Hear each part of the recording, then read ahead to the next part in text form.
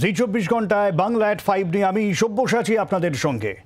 সকালে আরজি করের প্রিন্সিপালের পদ থেকে পদত্যাগ করেছিলেন সন্দীপ ঘোষ, আর বিকেলেই ন্যাশনাল মেডিকেলের প্রিন্সিপালের দায়িত্ব।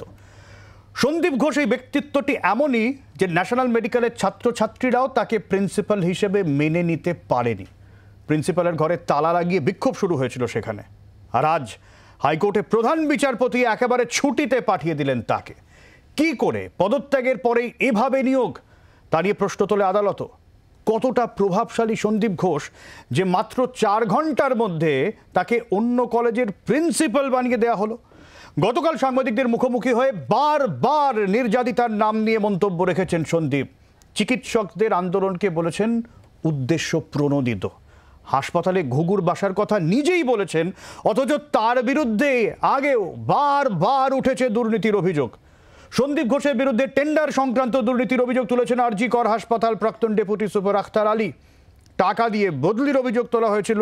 সন্দীপ ঘোষের আমলে আরজি করে মেডিকেল ওয়েস্ট নিয়ে দুর্নীতির অভিযোগ উঠেছিল। চুক্তিভিত্তিক কর্মী নিয়োগ থেকে শুরু করে হাসপাতাল পরিকাঠামো, নিয়োগ, নানান ক্ষেত্রে রয়েছে অসংখ্য অভিযোগ। বারবার বদলি, বারবার আরজি করে সন্দীপ ঘোষ। কার হাত সন্দীপ ঘোষের মাথায়? শুধু আরজি কর নিয়েই এই অভিযোগ, নাকি অন্যান্য হাসপাতালগুলিতেও কম বেশি একই অবস্থা? নজরদারি আছে ঠিকমতো, নাকি সরকারি হাসপাতালগুলিতে চলে কোনো সমান্তরাল ব্যবস্থা? আজ চিকিৎসকদের আন্দোলনকে সমর্থন জানিয়েছেন হাইকোর্টের প্রধান বিচারপতি। পুলিশি তদন্তে অসন্তোষ জানিয়ে সিবিআই তদন্তের নির্দেশ দিয়েছেন। তথ্য প্রমাণ নষ্টেরও আশঙ্কা করেছেন। কিন্তু প্রশ্ন হচ্ছে, এই পরিস্থিতি হবে কেন? দায়টা কার? অ্যাসিস্ট্যান্ট কমিশনার অফ পুলিশকে এখান থেকে সরানো হোক। আই হ্যাভ রিমুভড হিম। আপনাদের কিছু মার্ক আছে, ঠোঁটে, গালে, গলায় কিছু মার্ক আছে। আমার মেয়েকে খুন করেছে।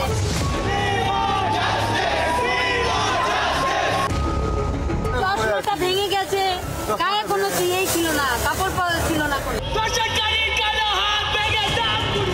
সঞ্জয় রায় সিভিক ভলেন্টিয়ার, পুলিশের যে ওয়েলফেয়ার কমিটি তার সঙ্গে সক্রিয়ভাবে যুক্ত ছিল।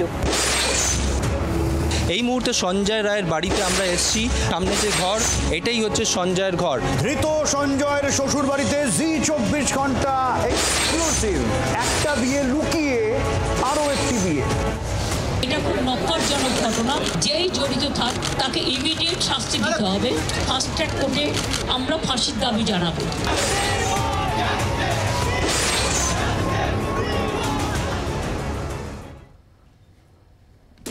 আমাদের সঙ্গে আলোচনায় রয়েছেন তৃণমূলের কৃষাণু মিত্র, বিজেপির অঙ্কন দত্ত, চিকিৎসক সুব্রজ্যোতি ভৌমিক রয়েছেন আমাদের সঙ্গে পরে থাকবেন সিপিএমের সায়ন ব্যানার্জিও। আলোচনায় যাওয়ার আগে একটু আপডেট নিয়ে নেব। হাইকোর্টের তরফে যে সিবিআই এর নির্দেশ, ঠিক কোন জায়গা থেকে আদালত এই নির্দেশ দিল, খুব সংক্ষেপে জানাবে অর্ণবাংশু রয়েছেন আমাদের সঙ্গে সরাসরি। অর্ণবাংশু,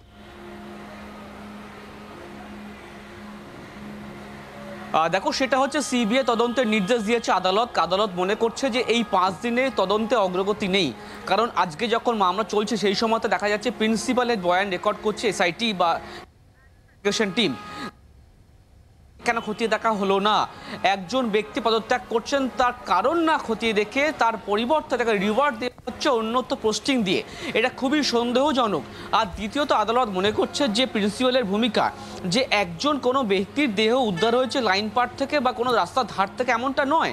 একজন ডাক্তারের দেহ উদ্ধার হয়েছে হাসপাতাল থেকে। যখন ইউডি বা আনন্যাচুরাল ডেথ যখন কেস স্টার্ট করছে, সেই সময় প্রিন্সিপাল তারা কেন আটকে বলেনি যে না, আমরা কমপ্লেন করছি, পুলিশ ইনভেস্টিগেশন করুক খুনের? প্রশ্ন উঠছে। তারপরও তাকে কিন্তু রিওয়ার্ড দেওয়া রয়েছে। আদালত মনে করছে সিবিআইকে ইনভেস্টিগেশন দায়িত্ব দেওয়ার প্রয়োজন আছে, কারণ মানুষের স্বার্থ জড়িয়ে রয়েছে, পরিবারের বিচার দিতে হবে। তো এই অর্ণবাংশু, একটু অডিও সমস্যা হচ্ছে, তোমার কাছে পরে আবারও আসবো। এবং আমি এই জায়গা থেকেই আমি কৃষাণুদার কাছে যাব শুরুতেই। কৃষাণুদা, বারবার যেরকম অভিযোগ উঠেছে যে পুলিশি তদন্তে গাফিলতি, আজকে আদালতের বক্তব্যে সেরকম কতগুলো কথা উঠে এলো। আমি সেই বিষয়ে জানতে চাইবো। তবে তার আগে এই যে সন্দীপ ঘোষ কি এমন ব্যক্তি যে বারবার তার বিরুদ্ধে এত অভিযোগ, এবং তারপরেও তাকে পোস্টিং থেকে সরিয়ে আবার সকালে পদত্যাগ করলেন তিনি, আবার তাকে নিয়োগ দেওয়া হলো? সবাই তো বলছেন গোটা বিষয়টাই স্ক্রিপ্টেড। না দেখো সব্যসাচী, এটা তো নিশ্চয়ই যে প্রশাসন বিশেষ করে আমলাতন্ত্রের একটা অংশের কাজে অনেক কিছু প্রশ্নের উত্তর পাওয়া থেকে বরং আরো প্রশ্ন বেড়ে গেছে। তো এটা হয়েছে এবং আগামী দিন তদন্ত যেই করুক আমরা আশা করব যে এই সব প্রশ্নের উত্তর আমরা সকলে পাবো। তার কারণ হচ্ছে এই ব্যক্তির সাথে আমাদের দলের কোনো সম্পর্ক নেই, দলীয়ভাবে সে আমাদের সাথে কোনোভাবেই যুক্ত নয়। যেমনই এই ঘটনাটার সাথেও কোনো রাজনৈতিক দিক নেই বলে আমি মনে করি, কিন্তু নিশ্চয়ই এর মধ্যে একটা সেই কৃষ্ণদা এই যে আবির মেখে ভিক্টরি দিয়ে যে একটা ভাইরাল হয়েছে সোশ্যাল মিডিয়ায়, এটা কি ঠিকঠাক নয়, ভুয়ো? না, কে কবে আবির মাখলো, কে মানে একটা ক্ষমতাসীন দলের সাথে সম্পৃক্ত হওয়ার 2-4 বার কোথায় চেষ্টা করেছে সেটা বিষয় না। আমি বলছি যে তার সাথে আমার দলের কোনো সম্পর্ক নেই, সে আমার দলের কোনো নেতৃত্ব স্থানীয়। কিন্তু তারপরেও কৃষ্ণদা কেন তাকে একেবারে ন্যাশনালে পোস্টিং দেওয়া হলো? এটা তো আমারও প্রশ্ন, এটা আমারও প্রশ্ন, বা আমাদের মতো অনেকেরই প্রশ্ন, আমার দলেরও প্রশ্ন যে এই মানে এই প্রশ্ন মুখ্যমন্ত্রীর কাছে, দলের নেত্রীর কাছে, আপনাদেরও 100 বার আমরা তো এটাই জানতে চাই যে আমলাতন্ত্রের কাঁধে প্রশ্রয়ে যে এই ব্যক্তির বিরুদ্ধে ছাত্র সমাজের যারা ডাক্তারি ছাত্রের এত ভুরি ভুরি অভিযোগ সত্ত্বেও এই ব্যক্তিকে কারা গার্ড করছে।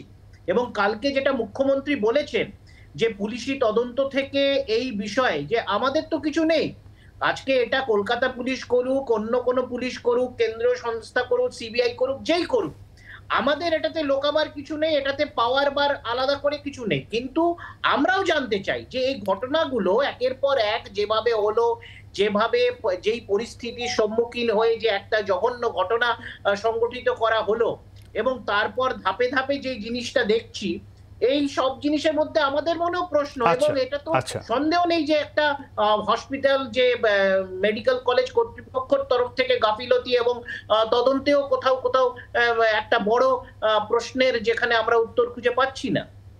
আচ্ছা অঙ্কন, মানে তৃণমূলের একাংশ প্রশ্ন তুলছেন যে কেন সন্দীপ ঘোষকে এত মানে তোল্লাই দিয়ে রাখা হয়। না, আমি তো তাহলে বলবো তৃণমূল কংগ্রেসের উচিত স্বাস্থ্যমন্ত্রী মমতা বন্দ্যোপাধ্যায়ের পদত্যাগ চাওয়ার দাবি নিয়ে তৃণমূল নেত্রী মমতা বন্দ্যোপাধ্যায়ের কাছে যাওয়া। ব্যাপারটা অনেকটা হাস্যকর নয়? মমতা বন্দ্যোপাধ্যায়কে এই খুন এবং ধর্ষণের দায় গ্রহণ করতে হবে। আমরা প্রথম দিন থেকে বলে আসছি, স্বাস্থ্যমন্ত্রী হিসেবে, পুলিশ মন্ত্রী হিসেবে মমতা বন্দ্যোপাধ্যায় যে ব্যর্থ, ওই কখনো বিরোধী রাজনৈতিক দলের ঘাড়ে চাপিয়ে দেব যে এটা বিজেপি করেছে, এটা অন্য অন্য বিরোধী রাজনৈতিক দল করেছে, কখনো আমলাতন্ত্রের ঘাড়ে চাপিয়ে দেব। স্বাস্থ্যমন্ত্রী হিসেবে 2022 সালের বাজেট পড়ার সময় মুখ্যমন্ত্রী নিজেই বলছেন যে পর্যাপ্ত পরিকাঠামো, সাফিসিয়েন্ট ইনফ্রাস্ট্রাকচার গঠন হয়েছে রাজ্যের সমস্ত হাসপাতালে। এই তার নমুনা।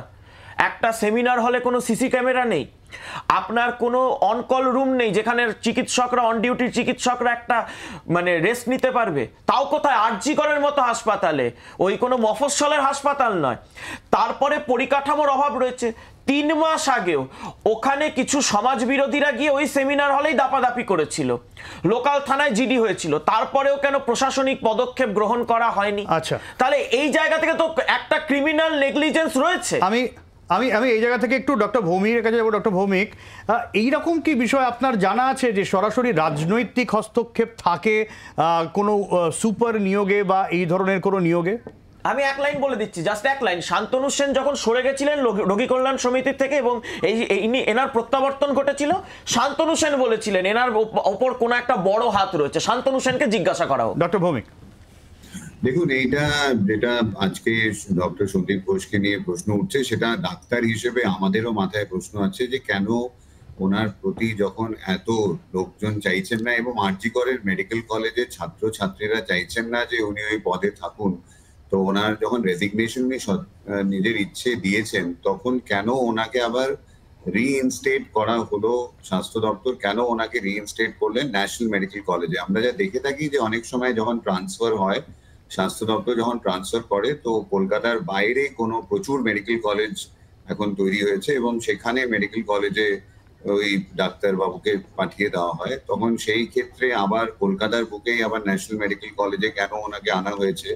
এখানে একটা কথা বলে রাখা উচিত যে ওনার যে জুনিয়র ছিলেন, যে মেডিকেল সুপারিনটেন্ডেন্ট ভাইস প্রিন্সিপাল ছিলেন, ওই স্যারকেও কিন্তু ওনাকে ভাইস প্রিন্সিপাল হিসেবে ট্রান্সফার করা হয়নি, ওনাকে প্রফেসর হিসেবে ট্রান্সফার করে দেওয়া হয় ন্যাশনাল মেডিকেল কলেজে, কিন্তু উনি কিন্তু উনি ভাইস প্রিন্সিপালের পোস্টটা পাননি। তো যেটা আজকে ভাইস প্রিন্সিপালের জন্য প্রযোজ্য, সেটা প্রিন্সিপালের জন্য প্রযোজ্য হওয়া উচিত ছিল। এটা আমরা ডাক্তারি মহলরা মনে করছি, ডাক্তাররা মনে করছি যে, আর যেখানে লোকজন আজকে যা আমাদের কাছে হোয়াটসঅ্যাপে বলুন বা যারা ন্যাশনাল মেডিকেল কলেজে গেছিলেন, তারা দেখছেন যে যখন এত রাগ আছে বা লোকে চাইছেন না যে উনি কাজে করুক, সেখানে আজকে তো সরকার তৈরি হয়েছে আমাদের ভোটেই। সরকার তো আজকে for the people by the people, health ডিপার্টমেন্টও for the people by the people. মানুষ যখন চাইছে না, তাহলে কেন এই ডিসিশনস গুলো নেওয়া হচ্ছে? সেখানে একটা প্রশ্ন থেকেই যাচ্ছে যে কেন সরকার সেই কাজটা করছেন। সেটা সবার একটা জানার অধিকার আছে। একটা সাধারণ নাগরিক ডাক্তার হিসেবে আমি মনে করি যে যখন আমরাই ভোট দিয়ে সরকার তৈরি করলাম, তখন সেই ক্ষেত্রে কেন বা আমাদের ট্যাক্সের টাকাই কিন্তু মেডিকেল কলেজেস গুলো চলছে। সরকার আমাদের থেকে ট্যাক্স নিচ্ছে, সেই ট্যাক্স নিয়ে কিন্তু এই একদমই। আমি ডক্টর ভৌমিক আপনার কাছে পরে আবারও আসবো। আমি সরাসরি যে ছবি এখন দেখাবো, আরজি করে বুদ্ধিজীবীদের যে মিছিল ছিল, সেই বুদ্ধিজীবীদের মিছিল সরাসরি আরজি করার দিকে এগিয়ে যাচ্ছে, সেই ছবি সরাসরি জি 24 ঘন্টায়।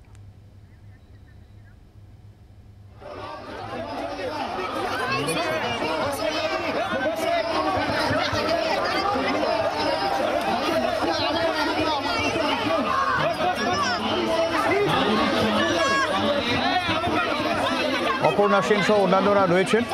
আমি কমলাক্ষ রয়েছেন আমাদের সঙ্গে, সরাসরি কমলাক্ষর কাছ থেকে আপডেট নেব। কমলাক্ষ, সব্যসাচী নাগরিক সমাজের মিছিল এই মুহূর্তে আরজি করের ভেতরে, যেখানে লাগাতার আন্দোলন চালিয়ে যাচ্ছেন আন্দোলনকারী পড়ুয়ারা, এবং সেই আন্দোলনে সামিল হতে এই মুহূর্তে নাগরিক সমাজের একটা বড় অংশ, লেখক শিল্পী বুদ্ধিজীবী সংগঠনের তরফ থেকে, মঞ্চের তরফ থেকে ইতিমধ্যেই অপর্ণা সেন, মিরাতুন নাহার, সুজাত ভদ্ররা তারা মিছিল করে এই মুহূর্তে তারা এসে পৌঁছেছেন আরজি করের ভেতরে। এই লাগাতার আন্দোলন এবং তাদের দাবিকে, এই ন্যায্য দাবির পাশে দাঁড়াতে এই মুহূর্তে কিন্তু আমরা দেখতে পাচ্ছি বিশাল মিছিল নিয়ে কিন্তু এই মুহূর্তে শ্যামবাজার থেকে সেই মিছিল এসে পৌঁছেছে, এবং সেই মিছিলের শেষে এই মুহূর্তে অপর্ণা সেন তিনি কিন্তু এই আন্দোলনরত ছাত্রদের এই মুহূর্তে যে মঞ্চ তৈরি হয়েছে, যেখানে তারা কয়েকদিন ধরে এই লাগাতার আন্দোলন চালিয়ে যাচ্ছিলেন, অবস্থানে বসেছিলেন, ঠিক সেই জায়গাতেই কিন্তু এই মুহূর্তে তারা রয়েছেন, এবং সংবাদ মাধ্যমের ভিড় রয়েছে, তুমি দেখতেই পাচ্ছ। একদমই একদমই। তবে অপর্ণা সেন আজকে এই আন্দোলনে এসে কি বলেন সেই দিকে যেমন সকলের নজর থাকবে, তার পাশাপাশি বিভিন্ন বিশিষ্টরা তারা এই মুহূর্তে এসে হাজির হয়েছেন, এবং একেবারে মঞ্চের মধ্যে তুমুল বিশৃঙ্খল একটা পরিস্থিতি তৈরি হচ্ছে আমরা দেখতেই পাচ্ছি। একদিকে আন্দোলনকারী পড়ুয়ারা রয়েছেন, অন্যদিকে সেই মিছিলের একটা বড় অংশ এসে পড়ছে। একদমই কমলাক্ষ, কি বক্তব্য উঠে আসে সেখান থেকে অবশ্যই নজর রাখবো। তবে বিরতিতে যাব, একটা বিরতির পর আলোচনায় ফিরবো, সঙ্গে থাকুন।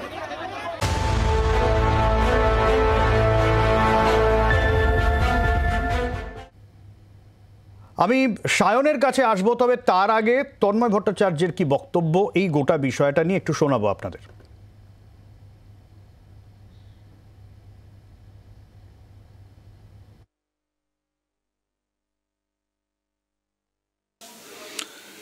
এই ভদ্রলোক সেই ভদ্রলোক যিনি আমাদের মাননীয় মুখ্যমন্ত্রীর বিতর্কিত পা ভেঙে যাওয়ার প্লাস্টার করেছিলেন। এই ভদ্রলোকের বিরুদ্ধে অভিযোগ উঠছে যে ডাক্তারি পরীক্ষায়, ইন্টার্নের পরীক্ষায় ফার্স্ট সেমিস্টারে ফেল করেছে বা সেকেন্ড সেমিস্টারে ফেল করেছে বা সাপ্লিমেন্টারি পেয়েছে, লাইকওয়াইজ যত কিছু আছে, তাদের কাছে এই ভদ্রলোকের পাঠানো লোকেরা যেত এবং গিয়ে বলতো 10 লক্ষ টাকা দাও, তাহলে ফাইনালে পাস, এবং অনেকে দিয়েছেন। এই 10 লক্ষে তিনি নিজে নিতেন মাত্র 2 লাখ। ইন্টার্নদের পক্ষে রাখার জন্য ইন্টার্নদের ভিতর ডিস্ট্রিবিউটেড হতো বাকি 8 লাখ। এবং এরকম অজস্র ইন্টার্ন পাওয়া যাবে যারা এরকম 1-2 অ্যাডমিশন করিয়ে দেওয়ার পরেই গাড়ি কিনে ফেলেছেন ডাক্তারের জীবন শুরু করবার আগেই। আমি সায়নের কাছে যাবো। এনে সায়ন, তার মানে কি বড় সড়ো র্যাকেট চলছে কোথাও? দেখুন, প্রথম কথা হচ্ছে যে খালি চোখে দেখতে গেলে একটা ধর্ষণ, খালি চোখে দেখতে গেলে একটা খুন, কিন্তু আমরা প্রথম থেকে বলে এসেছি যে গোটা বিষয়টাকে পুলিশ, রাজ্য পুলিশ এবং আরজিকর কর্তৃপক্ষ, প্রিন্সিপাল, এরা সবাই মিলে একটা ধামাচাপা দেওয়ার চেষ্টা করেছিল। আপনার যদি প্রথম দিন মনে পড়ে, প্রথম দিন কিন্তু এটা আত্মহত্যা বলে চালানোর চেষ্টা করা হয়েছিল এবং পরবর্তী সময়তে তড়িঘড়ি করে যাতে দ্বিতীয় ময়না তদন্ত করবার কোন রকমের কোনো স্কোপ না থাকে, প্রথম ময়না তদন্তের পরেই একদম তড়িঘড়ি পুলিশের একদম অতি সক্রিয়তার মাধ্যমে পরিবারের লোককে নিয়ে গিয়ে তার দেহটাকে দাহ করে দেওয়া হয়। আমি কেন আপনাকে এই কথাগুলো বলছি? এই কথাগুলো বলছি এই কারণে, দেখুন, সিবিআই তদন্তটা মুখ দেখানোর জন্য দেয়া হয়নি। আদালত যখন সিবিআই এর হাতে কোনো তদন্ত দিচ্ছে তার কারণ আপনি অবজারভেশনটা দেখুন। অবজারভেশন হচ্ছে এটাই যে রাজ্য পুলিশ যে তদন্ত করছিল সেই তদন্তে কোনো রকমের কোনো অগ্রগতি ঘটেনি। আপনি গতকাল যে ময়না তদন্তের রিপোর্ট আমি মিডিয়ার মাধ্যমে যা দেখেছি তাতে কলার কোণ কিন্তু ভাঙা বেরোয়নি। আমি আপনাকে দুটো এরকম পুরানো কেসের কথা বলতে পারি। একটা হচ্ছে আনিস খান যখন খুন হয়, আর কিছুদিন আগে পুলিশের কাছেই যখন খুন হয়ে গেল ঢোলাহাট থানার একটি যুবক। প্রত্যেক কটা মামলাতেই দ্বিতীয়বার ময়না তদন্ত করা হয় এবং দ্বিতীয় ময়না তদন্তের রিপোর্ট প্রথম ময়না তদন্তের উল্টো আসে। আর এখানে কোনো স্কোপই নেই, যে ধর্ষিতা কোনো স্কোপ নেই, যেহেতু তার দেহ পুড়িয়ে দেওয়া হয়েছে, ফলত পুলিশ কোনো রকমের কোনো স্কোপ রাখেনি এবং প্রথমেই তাকে গ্রেফতার করা হলো। আমার মনে হয় না, এবং খালি চোখে যা দেখে, যে জন্য আইনের বিশেষজ্ঞ হতে হয় না, কিচ্ছু বিশেষজ্ঞ হতে হয় না, যে এই ঘটনা তো একজনের ঘটনা নয়। এবার আসল কথা হচ্ছে সঞ্জয়দের হাসপাতালে এই পরিমাণ উদ্ধত্ত হাসপাতালের মধ্যে হলো কি করে? আপনি খোঁজ নিলে জানতে পারবেন এই সঞ্জয়রা, আমি আপনি গিয়ে আরজি করে গিয়ে দাঁড়ালে আরজি করে আমি আপনি বেড পাবো না, কিন্তু সঞ্জয়রা বেড পাবে। গতকাল আপনি প্রিন্সিপাল যখন প্রেস কনফারেন্স করছিলেন, প্রিন্সিপাল কি বললেন? আমি অপমানিত হয়েছি বলে আমি এখান থেকে রিজাইন করলাম, নৈতিকতার সপক্ষে রিজাইন করলাম। এমন প্রচুর মানুষ, সরকারি আধিকারিক, তারা রিজাইন করে, কিন্তু সকালে রিজাইন করে বিকেল বেলায় একদমই হাসপাতালের চাইতেও কার্যত একটু বড় লেভেলে এবং সায়ন ও সন্দীপ ঘোষ একথাও বলেছেন যে তিনি, হ্যাঁ, খুব ছোট করে, খুব সঙ্গে আমি একটা যদি অ্যালাউ করেন, আমি একটাই কথা বলছি, রাজ্যের পুলিশ মন্ত্রী এক্ষেত্রেও ব্যর্থ হলেন। একটা ধর্ষণ এবং খুন, একজন মহিলা ডাক্তার, সেটাকে আনাট করবার ক্ষেত্রে এতটা উদাসীন। এতদিন তো পুলিশের হাতে সময় ছিল, কি করলো পুলিশ? একদমই এই জায়গা থেকেই আরজি করের প্রাক্তন অধ্যক্ষ তিনি এটাও বলেছেন যে তিনি আরজি করে একটা চক্র চলছে সেটা ভাঙার চেষ্টা করছিলেন, তাই তার বিরুদ্ধে এই পদক্ষেপ। এইরকম ভাবে তাকে চাপে ফেলা হলো, আন্দোলন উদ্দেশ্য প্রণোদিত। কি বলেছেন তিনি শোনাবো, তারপর আবার আলোচনায় ফিরবো এবং এই প্রশ্নের উত্তর খোঁজার চেষ্টা করব, শুধু কি আরজি কর নাকি রাজ্যের সমস্ত সরকারি হাসপাতালগুলোতে এরকম ঘুঘুর বাসা। ফিরে আসছি বিরতির পর।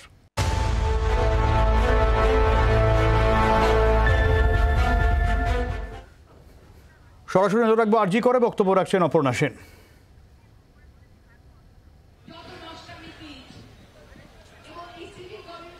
যত নষ্টামি বীজ এবং এই সিভিক ভলেন্টিয়ারদের ঢোকা বন্ধ করা হোক। পুলিশের জবাবদিহি করার প্রয়োজন আছে। কেন পুলিশ তখনই মিতাকে রক্তাক্ত অবস্থায় রেখেও কেন এটাকে একটা আত্মহত্যার ঘটনা বলে ঘোষণা করল?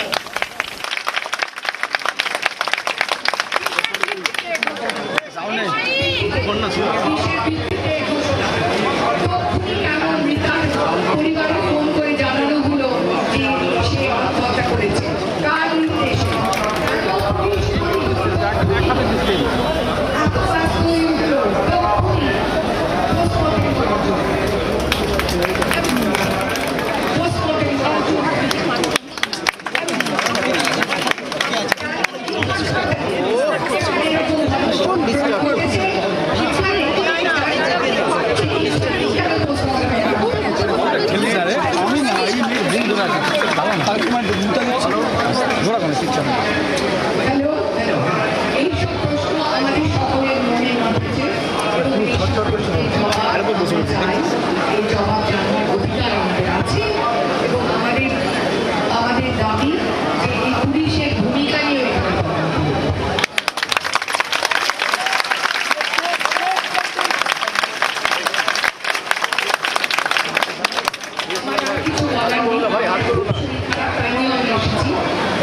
এটা হচ্ছে আশাটা দরকার।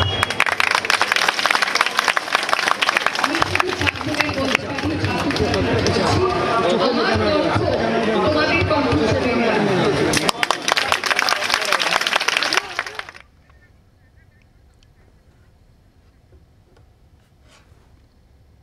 সায়ন যে কথাগুলো বলছিল, অপর্ণা সেনের মুখেও সেই প্রশ্ন এবং তড়িঘড়ি পোস্টমর্টেম এবং তারপরে একাধিক প্রশ্ন, পুলিশের ভূমিকা নিয়েও প্রশ্ন তুলছেন বিদ্যুৎজনরা। তবে যে বিষয়টা আমরা ধরতে চাইছি যে সব হাসপাতালে কি এই পরিস্থিতি? সায়ন, খুব সংক্ষেপে, আমি অন্য বিষয়ে আসবো। সায়ন, দেখুন, প্রথম কথা হচ্ছে স্বাস্থ্য দপ্তর, আপনি যদি এই গোটা নীল সাদার পেছনে আসল রংটা খুঁজে বার করতে চান, এই গোটা নীল সাদার পেছনে একটা আস্ত কালো রং দেখতে পাবেন আপনি, একটা কালো গাঢ় রং খুঁজে পাওয়া যেতে পারে, এক নাম্বার কথা। দু নাম্বার কথা হচ্ছে এখানে তো রাজ্য সরকারের কিছুই লোকানো ছিল না প্রথম থেকে। যদি অ্যাপারেন্টলি খালি চোখে দেখা যায়, তাহলে রাজ্যের সরকার বা রাজ্যের পুলিশ প্রশাসন কেন এটা ধামাচাপা দিতে গেল? তাহলে কি আরজিকর হাসপাতালে এমন কিছু চলে যেটা এই মেয়েটি বা এই ডাক্তার জেনে গেছিল, তাই জন্য তাকে খুব চক্রান্ত করে পরিকল্পনা মাফিক খুন করা হয়েছে? হতে পারে এটা শুধুমাত্র কোনো ধর্ষণ বা খুন নয়, হতে পারে এই যে ডাক্তারের কথা আমরা আলোচনা আমি এই জায়গা থেকে সায়ন, এমন কিছু চলে কিনা তা নিয়ে প্রশ্ন উঠছে। যদি চলে থাকে তাহলে আমি আসবো, অঙ্কন আসবো। তাহলে সন্দীপ ঘোষ তিনি যখন রয়েছেন তাকে সেটা নিয়ে দায়িত্ব নিতে হবে। কিন্তু গতকাল সন্দীপ ঘোষ তিনি পাল্টা দুর্নীতির অভিযোগ করছেন এবং তার পাল্টা শ্রমিক ভট্টাচার্য বিজেপির কি বলছেন শোনাবো, তারপর আলোচনায় ফিরছি।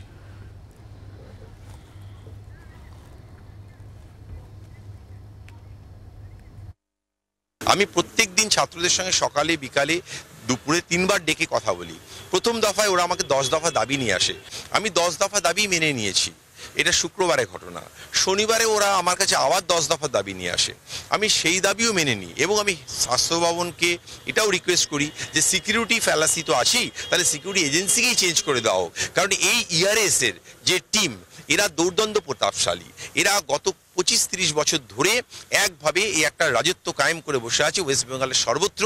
আমি নিজে চেঞ্জ করে পারিনি এবং যখনই এদের বিরুদ্ধে কিছু লিখেছি বা টেন্ডার করেছি, কোনোভাবে সেই ফাইল চেপে দেওয়া হয়েছে এবং এদেরকে বদল হয়নি এবং এরা উল্টে আমাদেরকে লিগ্যাল নোটিশ দিয়েছে। যখন এমএসবিপি হয়ে আমি ন্যাশনালে জয়েন করলাম, তখন আমি আসলে বুঝতে পারলাম যে এক শ্রেণীর চোর ডাকাত সরকারের টাকা লুটে পুটে খাচ্ছে।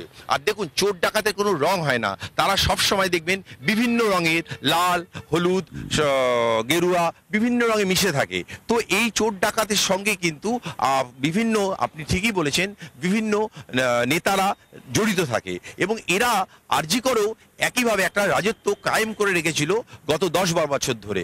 এবং যেই মুহূর্তে আমি আরজি করে আসি, ওই জন্য আরজি করে আমি আসার ঠিক 5 থেকে 6 মাসের মাথায় ছাত্র আন্দোলন হয়। একটা বিরাট সংখ্যক ছাত্রকে, যাদেরকে আমি চিনি না অবধি, এমনকি তাদের আমি দেখলে এখন চিনতেও পারবো না, তাদেরকে আমার বিরুদ্ধে লেলিয়ে দেওয়া হয়। শুধু এইটুকু বলবো, আমি এই যে অমানবিক ঘটনা ঘটেছে, আমি আমার রেজিক পদত্যাগের মাধ্যমে এটা বুঝিয়ে দিতে চাইছি আমার ছাত্রছাত্রীদের কাছে যে তোমাদের মতোই আমিও সমব্যথী, তাই তোমরা আমার পদত্যাগ চেয়েছো। আমার পদত্যাগ আমার ছাত্রছাত্রীরা কিন্তু আপনি হিসাব করে দেখবেন ঠিক 24 ঘন্টা আগে থেকে চাওয়া শুরু হয়েছে এবং তাদেরকে সেভাবে মগজ ধুলাই করেছে কিছু কিছু রাজনৈতিক কর্মী, যারা আরজি করে লাস্ট 2 দিন ধরে রণক্ষেত্র তৈরি করেছে।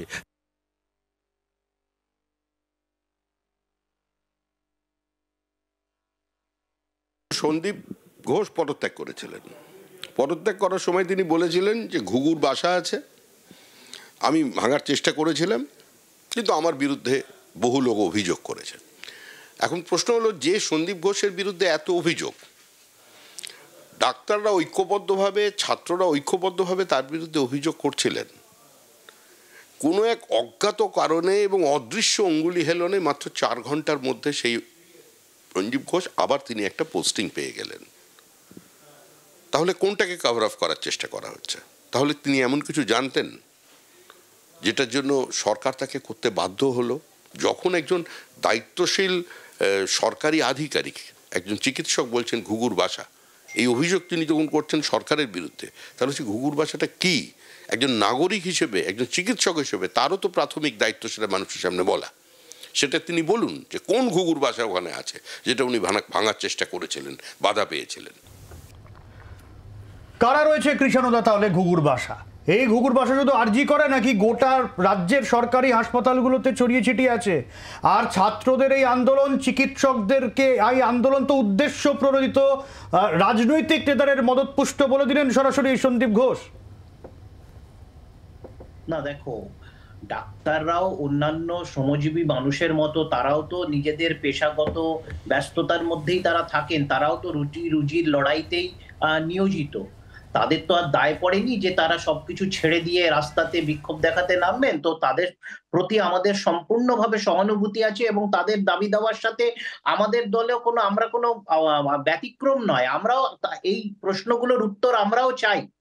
কিন্তু এখানে আমি দেখলাম যে শুরু থেকে বলে যাচ্ছে অনেক প্রশ্নের উত্তর চান, তারপরে আমরা দেখি রাজনৈতিক দলাদলি। আমি 11ই জুনের কথা সেখানে বলি, সুদীপ্ত রায়, সুশান্ত রায়ের গোষ্ঠীর সঙ্গে শান্তনু সেন, নির্মল মাঝি গোষ্ঠীর হাতাহাতি হচ্ছে, চেয়ার ভাঙাভাঙি হচ্ছে, হাসপাতালে রাজনীতিকরণ, থানায় অভিযোগ দায়ের হচ্ছে। কৃষ্ণদা, হাসপাতালে এগুলো কেন হবে? দেখো, গোষ্ঠী কোন দল, সব দলেই কম বেশি থাকে। আমরা যেহেতু ক্ষমতাসীন দল, আমাদের মধ্যে একটু বেশি আছে এবং আমরা তো এইগুলো কখনো লোকাইনি। আজকে যেরকম মানে নির্লজ্জের মতো জ্ঞান দিচ্ছে বেশ কিছু বিরোধী দলের প্রতিনিধিরা, তাদের রাজ্যগুলোতে তারা কি করেছে? আমাদের রাজ্যতে অনিতা দেওয়ান বা বিভিন্ন সময় তাপসী মালিকের সময় এইসব দলের তৎকালীন মুখ্যমন্ত্রীদের কি অবস্থান ছিল, কি বক্তব্য ছিল? তো আজকে এই একটা জঘন্য ঘটনাতে আমি অ্যালিবাই বা এই কাজটা করতে চাই না যে আমি সিপিএম এর প্রতিনিধিকে অনিতা দেওয়ানের কথা বা তাপসী মালিকের কথা, সেই সময় তাদের প্রশাসন দলের একের পর এক নির্লজ্জের বক্তব্যের কথা, কেন কি আমরা সেটার সাথে সেই দিনও এগ্রি করিনি। আজকে আমরা তাদের পথে হাঁটতে চাই না। আমরা আন্তরিকভাবে চাই যে আজকের এই অত্যন্ত দুর্ভাগ্যজনক নোংরা ঘটনার তদন্ত হোক এবং দোষী সে কত শক্তিশালী, তার ঘাড়ে কটা মাথা আছে, তাকে আমাদের সামনে আনা হোক। একদমই একদমই এইভাবে বিরোধীদের কোনো নৈতিক অধিকার নেই। নিশ্চয়ই তোমার প্রশ্নের অধিকার বা এখানে ডাক্তার বা সমাজকর্মীদের আমি আসবো, আমি অঙ্কন আসবো। না দেখুন, আমি এদের কোনো মরাল অথরিটি। আচ্ছা ঠিক আছে। এবার ডাক্তার সন্দীপ ঘোষের আচ্ছা কৃষ্ণদা, আমি আমার নাম অঙ্কন। কৃষ্ণদা আমাকে বলতে বলেছে ডাক্তার সন্দীপ ঘোষ। আমি দেখলাম ডাক্তার সন্দীপ ঘোষ নিজে সমস্ত ওনার বিরোধী রঙের বলে দিলেন, লাল, হলুদ, গেরুয়া সব বললেন, কিন্তু বলতে পারলেন না ওই সবুজ রংটা যিনি তৃণমূল জিতলে, যিনি ওইটা নিয়ে মানে সবুজ রংটা নিজে মেখে ভিক্টরি সাইন দেখান।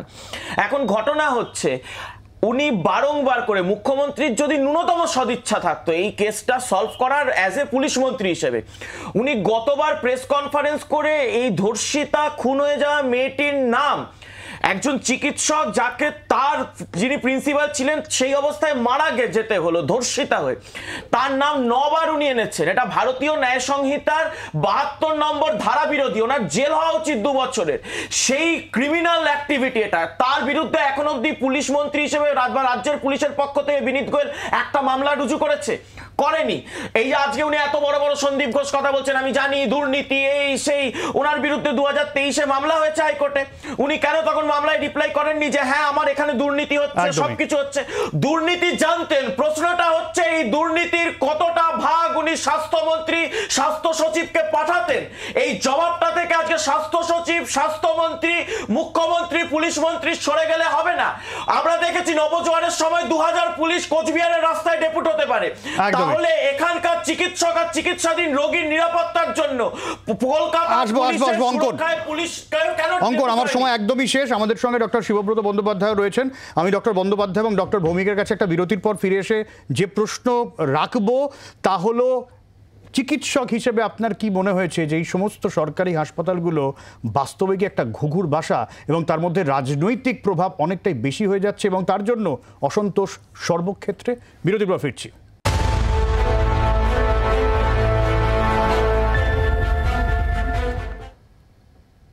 আমি ডক্টর বন্দ্যোপাধ্যায়ের কাছে সরাসরি আসবো। কি মনে হয় গোটা সরকারি হাসপাতালের সার্বিক ব্যবস্থা এরকম হয়ে গিয়েছে? রোগীরা অসন্তোষ প্রকাশ করছে, রোগীর পরিবার, চিকিৎসকরা অসন্তোষ প্রকাশ করছেন, কেন? দেখুন, আমি গত 2 দিন বা 3 দিন ধরে একটা কথাই বলছিলাম যে বিচার হবে, সেটা আজকে না হয় সিবিআই হলো, নইলে কলকাতা পুলিশ করতো, কিছু একটা আসামি ধরা পড়বে, তাদের একটা কি হবে না হবে সেগুলো বিচার ব্যবস্থা ঠিক করবে, সেটা ঠিক আছে। কিন্তু যে ঘটনাটা ঘটলো সে ঘটনাটা তো ঘটে গেল, সেটা নিয়ে তো কোনো সন্দেহ নেই। সে মেয়েটাও আর ফিরবে না। কিন্তু ভবিষ্যতে যাতে এই জিনিসের পুনরাবৃত্তি ঘটে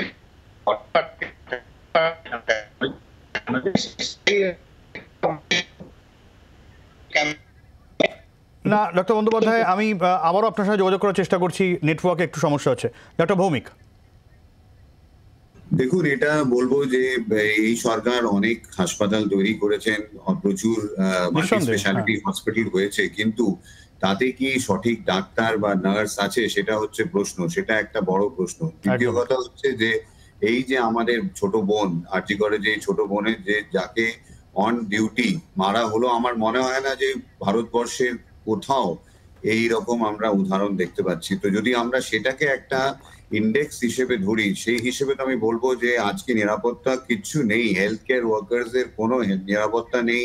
আমাদের এই যে লোকটি যাকে ধরা হয়েছে সে নাকি পুলিশ ছিলেন এবং সিভিক ভলেন্টিয়ার ছিলেন, তার ব্যাকগ্রাউন্ড ভেরিফিকেশন কি হয়েছিল, সে কি করে হাসপাতালে কাজ করত, আমাদের অডিটস কি হচ্ছে, নানা ধরনের অডিট, হাসপাতালের যে কাজকর্ম কিরকম ভাবে চলে, একটা গভর্নমেন্ট অফ ওয়েস্ট বেঙ্গলের কটা হাসপাতাল NABH অ্যাক্রিডেটেড, মানে কোয়ালিটি কন্ট্রোল অ্যাক্রিডেটেড আছে, সেটা নিয়েও কিন্তু একটা প্রশ্ন থাকছে। তো আমি হাসপাতাল তৈরি করে দিলাম কিন্তু সেটাকে ঠিক করে চালালাম না, সেটা নিয়ে কি আমাদের জন্য, আমার সবসময় মনে হয় যে government is more concern with quantity. হাজার হাজার পেশেন্ট আমি দেখছি, কিন্তু কোয়ালিটি কেয়ার কি ডেলিভার করছি সেটা কিন্তু একটা প্রশ্ন উঠেই থাকে। না হলে এত পার্সেন্টেজ পেশেন্টস প্রাইভেট হাসপাতালে আসতো না। এটা কিন্তু একটা বড় কথা আমাদের মাথায় রাখতে হবে যে প্রাইভেট হাসপাতালেও কিন্তু একটা বিরাট বড় সংখ্যক পেশেন্টসরা আসে, কেন আসে সেটা নিয়ে কিন্তু আমাদের চিন্তা ভাবনা করতে হবে যে নিশ্চয়ই গভর্নমেন্ট হসপিটালসরা ওই লেভেল অফ কোয়ালিটি কেয়ার দিতে পারছে না। একদমই। অঙ্কন, না, সব থেকে বড় কথা, আজকে সিবিআই তদন্তভার পাওয়ার পর এখন খবর পাওয়া যাচ্ছে যে ওই সেমিনার হলের আশেপাশে দেওয়াল রেনোভেশনের নাম করে ভাঙা হচ্ছে। হ্যাঁ, আরজিকর কর্তৃপক্ষ এখন আধ ঘন্টা 1 ঘন্টা আগে থেকে শুরু হয়েছে সেমিনার, একদম কনফার্ম। আমি দায়িত্ব নিয়ে এই কথাটা বলছি, বিভিন্ন ছবি আসছে ওইখানকার সেমিনার হলের একদম আশেপাশের বিভিন্ন দেওয়াল তথ্য প্রমাণ লোপাটের একদম সচেতন প্রচেষ্টা এবং পুলিশ দাঁড়িয়ে রয়েছে, পুলিশের উপস্থিতিতে এটা হচ্ছে। এটার জন্য বিনীত গোয়েলকে জবাবদিহি করতে হবে আগামীকাল হাইকোর্টে। কৃষ্ণদা, ভয়ঙ্কর অভিযোগ। কৃষ্ণদা, না দেখো, প্রথম কথা হচ্ছে যে আনসাবস্ট্যান্সিয়েটেড কোনো অভিযোগ, দায়িত্ব জ্ঞানহীন অভিযোগের ঠিক নেই। তাই এই কাজটাই সোশ্যাল মিডিয়াতে বিশেষ করে বিগত 2-4 দিন ধরে করা হচ্ছে। এটাও ঠিক। আমি আবার বলছি, যদি এটা হয়ে থাকে তার পূর্ণাঙ্গ তদন্ত এবং দোষীদের শাস্তি হওয়া উচিত, কিন্তু এইভাবে পূর্ণাঙ্গ তদন্ত কে করবে? পূর্ণাঙ্গ তদন্ত আজকে যা কথা হলো যে 5 দিনের পুলিশি তদন্তের কোনো অগ্রগতি নেই, এরপর পুলিশ মন্ত্রীর কোনো নৈতিক অধিকার রয়েছে? পুলিশ মন্ত্রীর চেয়ারটা আগে বসে থাকার কোনো নৈতিক অধিকার আছে? পুলিশ মন্ত্রীর কোনো নৈতিক অধিকার নেই। কৃষ্ণদা বাইরে আছে, 6 বছরও আমরা জানতে পারলাম না। আরে আমরাও জানতে পারিনি। বিনীত গোয়েল আজকে দাঁড়িয়ে ফিরোজ এডুলজি আইনজীবী হিসেবে বলছেন যে কামদুনি মামলাকে উনি কিভাবে তথ্য হেলথ সেক্টরে অনেক ভালো কাজ হচ্ছে, যুগান্তকারী কাজ হয়েছে, কিন্তু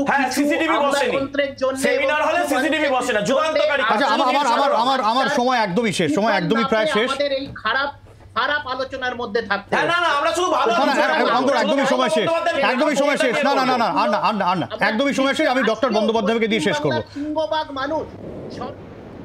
কৃষ্ণদা, সময় একদম শেষ। ডক্টর বন্দ্যোপাধ্যায়। হ্যাঁ, আমি যে কথাটা বলছিলাম যে আভ্যন্তরীণ পরিবেশটা যদি আমরা উন্নতি না করতে পারি তাহলে এই টিম বি টিম যতই মারামারি করুন, ভবিষ্যতের এই কাহিনীর পুনরাবৃত্তি কোনোভাবে ঠেকানো যাবে না। সেটা কিন্তু আমাদের নিজেদের টিআরপি বাড়ানো ছাড়া আর কিছু হচ্ছে না এগুলোতে। এবং আমরা এই দীর্ঘদিন ধরে তো ছাত্র রাজনীতি করছি বা ডাক্তারিও করছি, তাতে আমরা দেখেছি যা ছিল তাই আছে এবং ঠিক 1 মাস পরে যা ছিলাম তাই থাকবে। এখন সকলের উদ্দেশ্য হচ্ছে কোনোভাবে আন্দোলনটাকে ডাইলিউট করে দেওয়া। কিন্তু আমি আবার বলছি, তালগোল পাঠিয়ে দেবেন না প্লিজ। বিচার বিভাগীয় বা হাইকোর্টের তত্ত্বাবধানে সিবিআই হোক, সেটা হোক, যে দোষী সে শাস্তি পাক।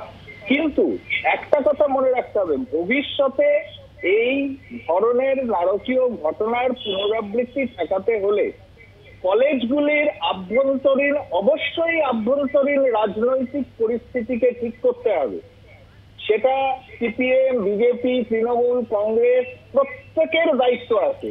সেই দায়িত্বটা একদমই। প্রত্যেকে নিয়ে সর্বদলীয় বৈঠক করে নিজেরা ঠিক করুন নিজেরা কি করবেন, সেটা আলাদা বিষয়। আমরা দেখতে চাই কোন ভবিষ্যতে কোন ছাত্রী আবার রেপ অ্যান্ড মার্ডার হচ্ছেন। একদমই, অনেক ধন্যবাদ ডক্টর বন্দ্যোপাধ্যায়। এবং আমরা সাধারণ মানুষের কাছে যে প্রশ্ন রেখেছিলাম যে কোথাও গিয়ে কি সরকারি হাসপাতালগুলো এই ঘুঘুর বাসা হয়ে যাচ্ছে, এক কথায় প্রত্যেকে বেশিরভাগ লোক বলেছেন হ্যাঁ। ফলে সার্বিকভাবে এই যে অসন্তোষ, এটা কমানোর দায়িত্ব কিন্তু প্রশাসনের।